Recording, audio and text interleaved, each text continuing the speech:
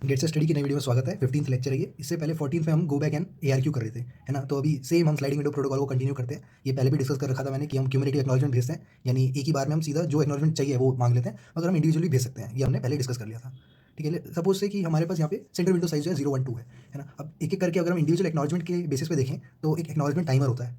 तो यहाँ पे 012 गया, 0 गया तो ओके है। तो 0th फ्रेम में एक्नॉलेजमेंट टाइमर अगर हमारा बहुत ज़्यादा है, अगर मान लो वैसे मिली सेकंड्स में होता है, एक मैंने अप्रॉक्स वैल्यू मतलब एग्जैक्ट नहीं है, 40 मिली सेकंड मान लेते हैं।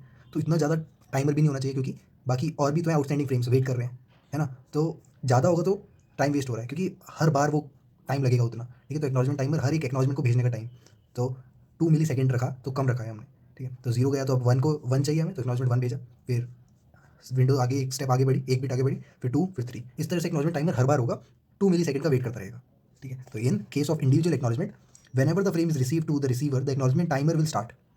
जब इंडिविजुअल एक्नॉलेजमेंट की बात करें हम, तो फ्रेम जब भी मिलेगी हमें, ये फ्रेम्स मिल रही है ना, will start and the time value should be small enough, ठीक है। इतनी ज़्यादा वैल्यू नहीं होनी चाहिए कि क्योंकि हर बिट को 1 1 बिट हम क्या कर रहे हैं, शिफ्ट कर रहे हैं ना। तो enough the receiver window will slide bye 1 bit and start sending the acknowledgement, ठीक है। तो टाइमर कम होना चाहिए कि जल्दी से वो स्लाइड हो जाए एक बिट पे और एक्नॉलेजमेंट भेजना शुरू करे। The acknowledgement timer started for every frame, तो हर फ्रेम के लिए होगा। तो एक बार 2 मिली सेकंड हमारी 0 से आगे शिफ्ट होने के बाद फिर से 2 मिली सेकंड, है ना। तो for every frame in the receiver in case of individual acknowledgement, तो ये एक्नॉलेजमेंट टाइमर हमारा यहाँ पे सेट हुआ, ठीक है। अब क्यूमुलेटिव के केस में देख लेते हैं कि क्यूमुलेटिव में क्या होता है कि जैसे हमने 0 1 2 भेजा, अब 0 पे था तो एक्सेप्ट हो गया। आगे जाके एक ही बार हमारा क्या होगा, 0th फ्रेम में एक्नॉलेजमेंट टाइमर लेट से 60 मिली सेकंड है, ठीक है। ज़्यादा रखना पड़ेगा, ज़्यादा क्यों रखना पड़ेगा, क्योंकि हमारे पास बहुत सारे ना। तो हम मान के चलते एक्नॉलेजमेंट भेजेंगे हम, एक्नॉलेजमेंट टाइमर खत्म होने के बाद, ठीक है, तब एक्नॉलेजमेंट भेजेंगे। अब बहुत ज़्यादा ही हो गया तो मान लो यहाँ पे 40 मिली सेकंड का तो इसका खुद का टाइमर है सेंडर का, तो वो एक्सपायर होने से कम पहले भेजो ना, तो ट्रेड ऑफ हो जाता है। जितना ज़्यादा हम टाइम भी नहीं रख सकते कि यही एक्सपायर हो जाए, है ना, वरना वो दोबारा से भेज देगा पैकेट फ्रेम्स, है ना। तो यहाँ पे 0 फ्रेम एक्नॉलेजमेंट टाइमर को हम लेट से 30 मिली सेकंड रखते हैं, ठीक।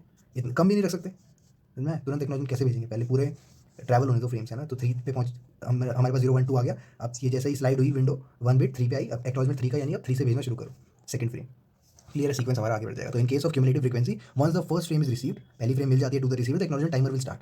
पहली फ्रेम मिली, एक्नॉलेजमेंट टाइमर स्टार्ट हो जाएगा। This timer value should not be small so that by the time you may not get the remaining frames, ठीक है। इतना कम भी नहीं होना चाहिए कि 2 मिली सेकंड रख दिया कि बाकी के फ्रेम मिले भी नहीं, तभी तुमने एक्नॉलेजमेंट भेज दिया, है ना। पहले पूरा होने दो। And it should not B large enough, इतना ज़्यादा भी नहीं होना चाहिए कि the initial timer will expire, timer of centre side will expire, ऐसा भी नहीं होना चाहिए। तो the timer value should be moderate, moderate होनी चाहिए, क्लियर। लेट्स से कुछ क्वेश्चन देख लेते हैं, स्मॉल स्मॉल है कॉन्सेप्ट के बेसिस पे, कि maximum number of outstanding frame stop and wait ARQ में। अब आउटस्टैंडिंग फ्रेम मैं तुम्हें बता चुका हूँ पिछली क्लास में, है ना। तो यहाँ पे देखोगे कि मैक्सिमम नंबर पूछ रहा है स्टॉप एंड वेट के केस में। तो तुम्हें पता है सेंडर डेटा लिंक लेयर से यहाँ पे क्या होता है, सीक्वेंस 0 1 0 1 चलते हैं। तो बता रखा है मैंने, यहाँ पे सेंडर विंडो साइज 1 होता है, रिसीवर विंडो साइज भी 1 होता है स्टॉप एंड वेट के केस में। तो एक बार बताओ कि हम मैक्सिमम कितने डाल सकते हैं, एक ही तो फ्रेम भी जाएगा, तो मैक्सिमम हमारा 1 आएगा, क्लियर। ये चीज़ कॉन्सेप्ट बेस्ड थी। अब मान लेते हैं कि सेम केस अगर हम गो बैक एन के केस में देखें, तो लेट से कुछ वैल्यू दे रखी है, bandwidth RTT frame size window size वगैरह सब कुछ दे रखा है, ठीक है। मान लो ये सारी, अच्छा क्वेश्चन को ट्रिकी बनाने की कोशिश हुई, ये सारी वैल्यू दे दी और यहाँ पे स्टॉप एंड वेट लिख दिया, तो 1 ही फ्रेम आएगा, ठीक है। ऐसा नहीं होगा कि इसको सॉल्व करने के बाद कुछ और वैल्यू आ जाएगी, इसका मतलब कुछ तो गड़बड़ है ना। तो यहाँ पे गो बैक एन का केस है या कुछ गड़बड़ की, क्योंकि मैक्सिमम जो है वो 1 ही फ्रेम जा पाएगा ना। मगर गो बैक एन के केस में कितने भी जा सकते हैं, वेरिएबल होता है। तो वो वैल्यू कैसे होगी कि बैंडविड्थ दे रखी है, यानी 10 Mbps मतलब 1 सेकंड में 10 बिट्स जा रही है। राउंड ट्रिप टाइम कितना हो जाएगा, दे रखा है क्वेश्चन में 50 माइक्रो सेकंड, है ना। तो इस टाइम पे कितने बिट्स ट्रैवल होंगे, 500 बिट्स, मल्टीप्लाई कर दिए इन दोनों को।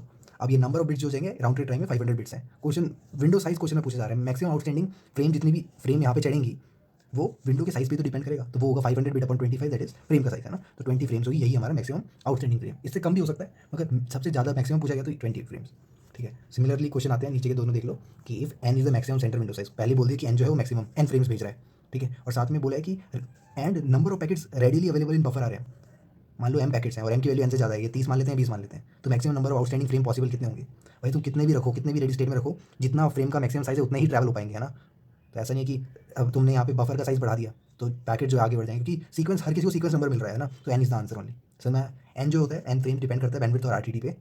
नीचे फॉर्मूला अभी तुम्हें दिखाऊंगा, ठीक है। वैसे हमने फॉर्मूला देख भी रखा है, ठीक है। बैंडविड्थ और RTT पे डिपेंड करता है, ये देखो बैंड, ये हमने निकाला नंबर ऑफ बिट्स कैसे निकाला, 500, हमने RTT को बैंडविड्थ से मल्टीप्लाई करा, है ना। तो ये विंडो साइज कहीं ना कहीं डायरेक्टली प्रोपोर्शनल है बैंडविड्थ और RTT की, ऑब्वियसली, ठीक है। इस हिसाब से हमारे फ्रेम का साइज वेरी करता है। अब लेट्स से विंडो का साइज हमारे पास के है, आफ्टर सेंडिंग के पैकेट्स भेजे, there are no new packets readily available. अच्छा यहाँ पे साफ बोल दिए गए कोई और पैकेट रेडीली अवेलेबल नहीं है इन द बफर। और number of outstanding frame after getting acknowledgement for first 2 frames are, पहले 2 फ्रेम से एक्नॉलेजमेंट अगर तुम्हें फिगर बढ़िया से दिख रही है तो यहाँ 5 पैकेट्स हैं लेट्स से, है ना। मैंने के की वैल्यू 5 लिखी है, तुम्हें जस्ट इसको हमने के की वैल्यू दे दी जैसे कि समझने में आसानी हो। 0 1 2 3 4 जाएगा, ठीक है। 0 के लिए मिला, फिर 1 के लिए मिला, तो ऐसे करके हमारे पास एक्नॉलेजमेंट 1 जो है किसके लिए आई है, वो 0 के लिए आई है। तुम्हें पता है कि एक आगे का देते हैं, एक्नॉलेजमेंट 2 हमारा, यानी अब अगली बार जो है 2 से भेजना शुरू करना। तो इसका मतलब कितने बचे, 5 - 2 3 फ्रेम बच गए। ठीक है, अब तुम बोलोगे 3 फ्रेम बचे, वो तो ठीक है, क्या और भी आ सकते थे, मगर यहाँ पे बोले no new packet readily available, वरना आंसर के हो जाता कि अगर कोई रेडीली, मान लो बहुत सारे पैकेट है, ठीक है, 5 से ज़्यादा नहीं आंसर, मतलब के से ज़्यादा आंसर नहीं हो सकता, ये गारंटी है। ठीक है, ये वाला केस हम डिस्कस भी कर चुके हैं पिछली क्लास में, इसको क्वेश्चन के बेसिस पे आज ले लिए। एक और चीज़ देखो, जो हमने बोला था कि हम 2m से हमेशा कम लेते हैं सेंटर विंडो साइज, याद है क्यों लेते हैं, थोड़ा एनालिसिस से देख लेते हैं। यानी अगर हम ज़्यादा लेंगे तो क्या क्या दिक्कत हो जाएगी, ऐसा क्या दिक्कत है कि हम सेंटर विंडो साइज हमेशा स्मॉलर देन ही लेते हैं। ठीक है, तो मैंने 2 केसेस डिस्कस करें, स्मॉलर देन और दूसरा greater than equal to. Equal to जो है वो बैरियर है, एक तरह से जंक्शन है ना, तो अगर हम इक्वल टू पे फेल करवा देते हैं तो ग्रेटर देन पे तो फेल ही है। समझ में आएगा तुम्हें कैसे। यहाँ पे एक चीज़ तुम्हें समझ में आई कि अगर एम को मैं 2 ले लूँ, ठीक है, सीक्वेंस बिट है। अब तुम्हें बताया मैंने सीक्वेंस बिट पिछली क्लास में डिस्कस हो गया। ठीक है, सीक्वेंस नंबर क्या क्या हो सकते हैं, सीक्वेंस बीट अगर 2 होता है 4, है ना, तो 0 0 0 1 1 0 1 1, है ना, यानी 0 1 2 3 1 1 कितना होता है, बाइनरी का 3 होता है डेसिमल में, है ना, तो 0 1 2 3 हमारे पास इस तरह से चलेगा, 0 1 2 3 0 1 2 3 ऐसे करके सीक्वेंस चलेंगे। एम की वैल्यू मैंने 2 ले ली, सीक्वेंस बिट होती है। ठीक है, तो एस जो है स्मॉलर देन 2 है, एम की वैल्यू 2 है, तो 4 से कम क्या है, 3 है ना। तो तुम्हें पता है 0 से लेकर 3 तक कितने होते हैं, 0 1 2 3, है ना, यानी ये टोटल 4 है, 4 से एक कम लेते हैं सेंटर में, क्योंकि एक साइड जो है इन दोनों का सम मिला के कितना होना चाहिए, टोटल 4 के बराबर होना चाहिए। ये हम सब डिस्कस कर चुके हैं। ठीक है, स्टॉप एंड वेट में भी डिस्कस हुआ था ये। तो मैं अज्यूम करूँ भाई तुमने पढ़ा हो, प्री रिक्वेस्टिक्स ध्यान में रखना कि ऐसे ना हो कि तुम फिर कंफ्यूज हो जाओ कि ये कैसे बोल रहे हो। नेटवर्क लेयर से आया पैकेट बफर, ठीक है, बफर में समझना है। अब यहाँ पे सेंटर डेटा लिंक लेयर है, रिसीवर से नेटवर्क लेयर में जाएगा, ये सब हम देख चुके हैं। अब यहाँ से हमारे पास लेट्स से 0 1 2, तो 0 गया 1 गया 2 गया, ओके, 0 के लिए अलाउ कर दिया, फिर 1 के लिए भी, सिमिलरली 2 के लिए भी। रिसीवर विंडो साइज हमारे पास 1 है, अब 3 की एक्नॉलेजमेंट जाएगी डेफिनेटली, है ना, 0 1 2 मिल गए। अब ये बीच में लॉस्ट हो गई अगर तो लॉस्ट हो गई तो पहुंची नहीं यहाँ पे, तो ये टाइमर एक्सपायर हो जाएगा। अब सेंटर को क्या पता भाई कि मिला है कि नहीं, तो उसने दोबारा भेज दिया। ठीक है, सेम जो है सेम डेटा दोबारा भेज दिया। बफर इसलिए तो यूज़ होता है कि अगर डेटा नहीं पहुंच पाए तो बफर में से दोबारा उठा के भेज दो। तो सेम सीक्वेंस नंबर पे भेजना शुरू करा, तो देखा कि 0 गया। अब 0 तो 3 से मैच करा नहीं है ना, यहाँ मैच करना चाहिए, तभी बिट्स आगे बढ़ती हैं, तो अलाउ ही नहीं किया, डिस्कार्ड कर दिया। और डिस्कार्ड करने के बाद क्या करा, डुप्लीकेट एक्नॉलेजमेंट भेजी, जो एक्नॉलेजमेंट 3 नहीं पहुंच पाई थी, इस बार पहुंच गई। ठीक है, वही एक्नॉलेजमेंट 3 भेजी, क्योंकि तुम्हें पता है 3 आएगा, नेक्स्ट जो आने वाला है उसके लिए भेजते हैं, है ना। तो एस एन जो है नेक्स्ट है 3 के लिए आएगा, तो एक्नॉलेजमेंट इस बार पहुंच गई। तो चलो ये ओके काम कर रहा है, प्रोटोकॉल इज वर्किंग। अगर डिस्कार्ड कर दिया तो प्रोटोकॉल बढ़िया काम कर रही है। ठीक है, अब जरा यहाँ देखो, अब यहाँ पे क्या करा मैंने, 0 से लेकर 3 तक सारी 0 1 2 3 ये चारों ही ले ली, यानी ये केस हमने इक्वल टू वाला रख लिया। 2 क्या होती है, 4 होती है ना। तो मैंने इतना ही तो सीक्वेंस बिट दे रखा था, और इतना ही मैंने विंडो साइज भी ले लिया। तो एस जो सेंटर विंडो साइज है वो बराबर है हमारे सीक्वेंस बिट के। तो ऐसा देखते हैं इस केस में क्या होगा। तो 0 1 2 3 गए यहाँ पे। अब यहाँ पे क्या हुआ, अच्छा कि मैंने गलती से लगा दिया ये डब्बा, तो मैं पता ही है कि रिसीवर एंड पे सिर्फ एक बिट चलता है ना, तो अभी 0 पे आएगी। ये स्लाइडिंग विंडो, ये जो विंडो है अभी 0 पे है, ध्यान रखना, ठीक है, अलग से मत समझना। तो रिसीवर विंडो साइज, अच्छा मैं इसको काट देता हूँ, बुरा लगता है दिखने में, सही नहीं लगता है ना, इसलिए मैंने काटा भी नहीं। तो ये 0 पे है। अब रिसीवर विंडो साइज का 1 लेंथ है, ठीक है। अभी क्या हुआ, एक्नॉलेजमेंट लॉस्ट हो गई। अब जो इंटरेस्टिंग बात देखो, 0 गया 1 गया 2 गया 3 गया, अब 3 तक हो गया तो फिर से 0 से शुरू होगा, है ना। यानी अब 0 पे है हमारा स्लाइडर, या स्लाइडिंग विंडो जो है, स्लाइडर जो है 0 पे है। अब ये पहुंच गया 0 पे, तो एक्नॉलेजमेंट हमारी 0 पे आएगी, क्योंकि क्या होता है, नेक्स्ट की जो मांगी होती है वो होती है। अब ये मान लो लॉस्ट हो गई, ऊपर वाले केस में भी लॉस्ट हुई थी, इसमें भी लॉस्ट हो गई, तो क्या होगा, टाइमर एक्सपायर होने पे दोबारा भेजा जाएगा। अब बड़ी मजेदार बात देखो कि 0 पहुंचा, तो इस बार इसने क्या करा, 0 देखा, ठीक है भाई 0 0 मैच कर रहा है, तो एक्सेप्ट कर लेगा डेटा को, अज्यूम करेगा कि ये सही डेटा है। समझ रहे हो, इसके हिसाब से नेक्स्ट डेटा भेजा जा रहा है, इसके हिसाब से पुराना ही डेटा था वो। ये तो उस तरह से हो गया कि हम म्यूजिकल चेयर्स खेल रहे हैं, और 4 चेयर हैं, 4 ही लोग हैं। अब चारों बार बार घूम के एक ही जगह बैठ जा रहे हैं, चारों की सीटें हैं ऑलरेडी, है ना। तो डेटा जो है एक्सेप्ट कर लिया गया, तो प्रोटोकॉल सही से काम नहीं कर रही है। ठीक है, तो in go back N ARQ the protocol will work only for the condition that is sender window size less than 2 है, इसी कंडीशन पे वर्क करेगी। अब समझ में आया क्यों, this protocol will feel at junction. अच्छा ये मैंने रैप अराउंड बोला है, तो ये जंक्शन है, जंक्शन मतलब जब यहाँ मैंने इक्वल कर दिया, है ना, सेंटर विंडो साइज को ही 4 के बराबर कर दिया, तो जंक्शन क्या है, SW इक्वल टू 2m अगर हो जाए। ठीक है, एम क्या है, सीक्वेंस बिट है हमारे पास। ठीक है, सीक्वेंस बिट सीक्वेंस नंबर हम पहले डिस्कस कर चुके हैं। That junction is known as wrap around junction a time. तो ये जो जंक्शन है, रैप अराउंड जंक्शन और टाइम कहलाएगा, ये जो 0 है ना, यहाँ से यहाँ पे स्लाइडर है, ये अगली बार भी एक्सेप्ट कर रहा है। अगला क्वेश्चन देख लो, पॉज करना है पॉज कर लो, ये रिलेट नहीं करता अभी, क्योंकि हमने तो कॉन्सेप्चुअल बात डिस्कस करी है ना, तो ये तुम कर पाओगे। आंसर भी 12 है, तुम्हें दिख ही रहा होगा।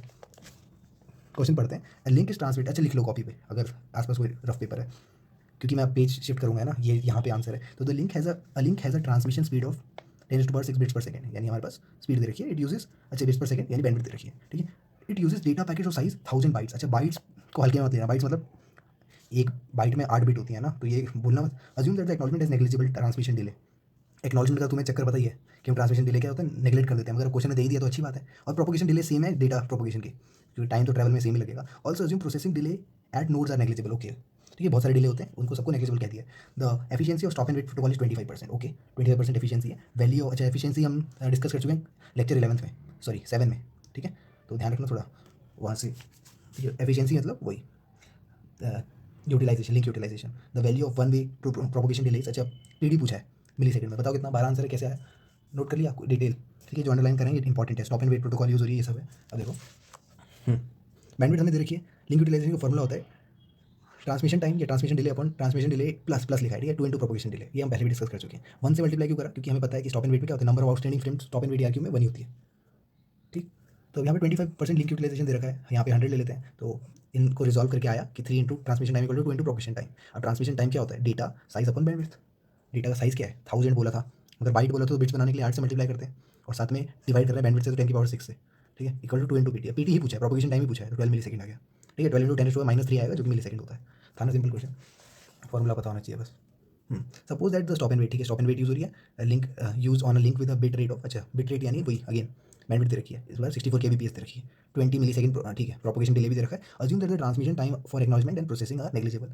हमेशा याद रखना, बड़ा क्वेश्चन जो होता है वो सारी डिटेल कंसिस्ट करता है, तो कुछ अज्यूम नहीं करना, ठीक है। कभी कभी एक्नॉलेजमेंट का भी टाइम दे रखा होता है, तो यहाँ नेग्लिजिबल दे रखा है, अच्छी बात है। तो ट्रांसमिशन टाइम नेग्लिजिबल है। तो minimum frame size in byte, अच्छा बाइट में पूछा है, 8 से डिवाइड करना मत भूलना, टू अचीव लिंक यूटिलाइजेशन, ठीक है, और एटलीस्ट 50%। अब तुम्हें पता है, अगर ज़्यादा प्रैक्टिस करने वालों के साथ क्या होता है, उनको डायरेक्टली पता होता है कि अगर 50% लिंक यूटिलाइजेशन है तो ट्रांसमिशन टाइम हमेशा प्रोपगेशन टाइम के ट्वाइस होगा, ये तो इतना टाइम बच गया तुम्हारा, है ना, तो तुम अगले क्वेश्चन में टाइम दे पाओगे। तो देखो नहीं पता तो मैंने पहले भी बोल ही रखा था कि ये होता है, अगर देख लो कैसे 50 100 डिवाइड करा, 50 और 100 2 आए यहाँ पे, 2 इंटू ट्रांसमिशन टाइम। अब यहाँ से लेफ्ट हैंड साइड से राइट हैंड साइड गया, ठीक है, transmission time equal to 2 into propagation time हो गया, ओके। अब क्वेश्चन में पूछा है कि मिनिमम फ्रेम साइज पूछा गया है। ट्रांसमिशन टाइम क्या होता है, फ्रेम साइज अपॉन बैंडविड्थ, तो फ्रेम साइज को एक्स मान लेते हैं, एक्स अपॉन बैंडविड्थ कितना 64 kbps, के मतलब 10 की पावर 3, ठीक है। 20 स्मॉल में बिट्स है ना, तो ध्यान रखना कि जब हम फ्रेम साइज निकालेंगे तो बाइट में निकालना है। तो प्रोपगेशन टाइम एक्जैक्टली दे रखा है 20 मिली सेकंड, 2 इंटू 20 मिली सेकंड, एक्स की वैल्यू हमारी आ गई 8 से डिवाइड करने के बाद बाइट्स में, that is 320 bytes.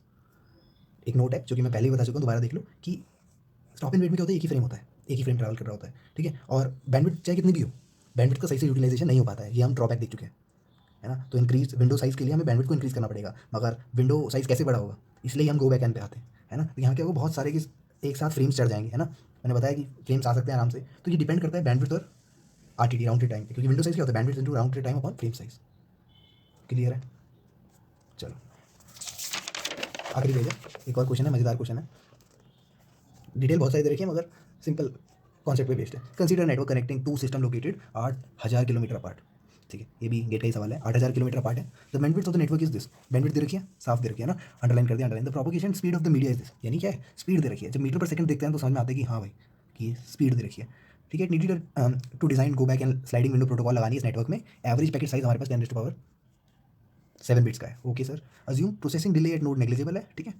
The minimum size of the bits of the sequence number field is, अच्छा यहाँ सीक्वेंस बिट्स पूछी है, ठीक है। तो हमने सीक्वेंस बिट का फॉर्मूला भी बताया था तुम्हें, वो लॉग वाला, log 1 + q पिछली क्लास में, या फिर ये देख लो तुम्हें समझ में आ जाएगा। अच्छा प्रोपोगेशन टाइम निकालना जरूरी है, हमें स्पीड तो दे रखी है 4 × 10⁻6 नीचे लगा दिया, साथ में डिस्टेंस भी दे रखा है, किलोमीटर को मीटर में करने के लिए 10⁻3 से मल्टीप्लाई करते हैं, ठीक कर दिया। तो प्रोपोगेशन टाइम हमारे यहाँ आगे कट पिट के 2 सेकंड का। अब तुम्हें पता है राउंड ट्रिप टाइम यानी पूरा पहुँचना है, यानी 2 + 2 4 होता है, यानी 2 में 2 से मल्टीप्लाई कर दिया, राउंड ट्रिप टाइम आ गया। अब 1 सेकंड में हमारे पास इतना बिट्स जा रही है, ये कैसे पता चला, ये मैंने देखा यहाँ से, बैंडविड्थ दे रखी है ना, तो 1 सेकंड में 500 × 10⁻6 बिट्स जा रही है, राउंड ट्रिप टाइम में देखेंगे तो 4 से मल्टीप्लाई कर देंगे, ठीक है, 4 से मल्टीप्लाई कर दिया। अब विंडो साइज़ के लिए हम क्या करते हैं, क्या साइज़ क्या है भाई, पैकेट का एवरेज पैकेट साइज़ दे रखा है 10⁻7 बिट्स, है ना, फ्रेम साइज़ भी दे रखा है, 10⁻7 बिट्स से डिवाइड कर दिया, 200 फ्रेम्स आ गए, ओके सर। 200 फ्रेम्स है, विंडो साइज़ हमें दे दिया। अब समझ में आ रहा है, 200 फ्रेम्स है। अब ये तुम्हें पता है कि 2⁻m से क्या होना चाहिए, कम होना चाहिए। अब 2 में अगर 7 लेता हूँ, लेट से 7 बिट लेते हैं। अब देखो m की मैं वैल्यू फाइंड आउट करने की कोशिश कर रहा हूँ, सीक्वेंस बिट की वैल्यू फाइंड आउट करने की कोशिश कर रहा हूँ। तो 2 तो 128 होता है, तो सेंटर विंडो साइज में 127 जाएगा और रिसीवर में 1 जाएगा, और रिसीवर में 1 जाता है ना। तो ये बताओ क्या ये सेटिस्फाई हो रहा है, नहीं भाई 200 तो ज़्यादा है, कैसे हो पाएंगे इतने फ्रेम, है ना। इतने फ्रेम को लाने के लिए हमें विंडो का साइज क्या करना पड़ेगा, और बड़ा करना पड़ेगा। तो 2m यानी अगर हम 8 रखें m की वैल्यू तो 256 होता है, ठीक है। 255 और 1 ये सही लग रहा है, तो इससे कम है ना, 255 से कम है 200, तो ये चलेगा, कम है चलेगा, इतना ये कम नहीं होना चाहिए, समझ में आया? साइज ही कम हो जाएगा तो दिक्कत है ना। तो 8 बिट इज द आंसर। तो ये मैंने पहले भी बोला, दोबारा बोलता हूँ, विंडो साइज डिपेंड करता है आरटीडी पे और बैंडविड्थ पे भी, है ना, because that will give you the number of outstanding frames. अब यहाँ पे तो राउंड ट्रिप टाइम ज़्यादा समझ में आता है, सेंस बनाता है, क्योंकि विंडो साइज जो है वो हमें बताएगा कितने आउटस्टैंडिंग कितने फ्रेम्स चढ़ेंगे, that we are going to send, है ना। तो विंडो साइज डिपेंड करते हैं इन चीज़ों पे, साथ में बैंडविड्थ पे, ठीक है। तो आज के लिए इतना ही, होप समझ में आया हो, चीज़ें क्लियर हुई हो, और रिवाइज करते रहना, दैट इज़ वेरी इंपॉर्टेंट। चलो।